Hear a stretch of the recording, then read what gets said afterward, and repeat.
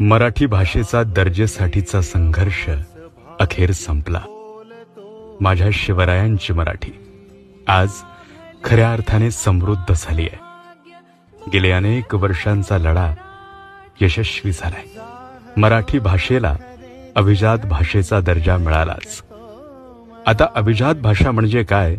जी भाषा 1500 ते 2000 वर्ष प्राचीन आहे, ज्या भाषेतील साहित्य मौल्यवान वारसा आहे, ज्या भाषेला अस्सल साहित्यांची परंपरा आहे, ती भाषा म्हणजे अभिजात भाषा. माझ्या मराठीचाची बोलू कौतुके, परी अमृतातही पैजा अजिंके. खरंच आज ज्ञानोबा, तुकोबा आणि शिवबांचा महाराष्ट्र समृद्ध झाला. जय महाराष्ट्र. लाभले आम्हास भाग्य